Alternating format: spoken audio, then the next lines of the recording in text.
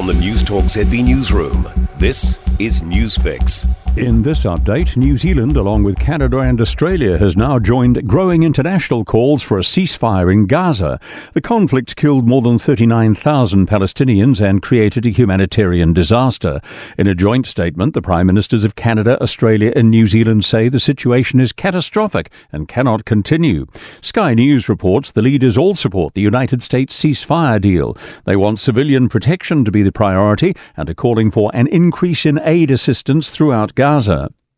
Conversations are starting within the Green Party to decide whether to impose waka jumping laws on now independent MP Darlene Tanner. The party's been holding its AGM in Christchurch this afternoon. Ms Tanner returned to the House as an independent MP despite calls for her resignation following a report on her knowledge of alleged migrant exploitation at her husband's business. Green Party co-leader Chloe Swarbrick now says Ms Tanner is not fit to be a Member of Parliament. We've said that the best way to have this conversation in a deliberative way is to start and define what a process looks like from this afternoon. A shooting in Auckland has left one person in hospital in a serious condition. Another 2 people were arrested and a firearm's been seized after a large number of people became involved in the suburb of Glen Eden at about 8 last night. Acting Detective Senior Sergeant Matt Bartlett is asking for camera footage to be shared with police to help their inquiries. Hopes a breakthrough in Parkinson's research could drastically improve the diagnosing process. Until recently, diagnoses for Parkinson's could be made only post-mortem or in an invasive procedure.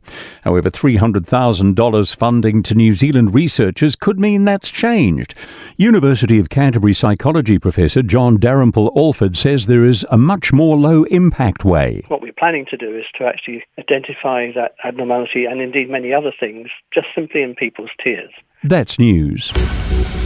In sport, the All Blacks are sweating on the fitness of captain Scott Barrett, who's in doubt for the Rugby Championship opener against Argentina because of a finger injury. Barrett was hurt in the win over Fiji in San Diego and has had surgery. The Olympic wave rolls on, quite literally, with the surfing starting in Tahiti tomorrow morning. Kiwis Billy Stearman and Safi Veti are showing no fear as they prepare to tackle one of the world's most dangerous breaks. Stearman says it's important to block out the fearsome translation of Te Ahu Poho. You know, a lot of people get hurt out there. There's a lot of history behind the wave itself. The name of the wave is actually Wall of Skulls. So, you know, that putting that in your head can be very intimidating at times. That's sport. I'm Joe Gilfillan. For more news, listen to Newstalk ZB live on iHeartRadio.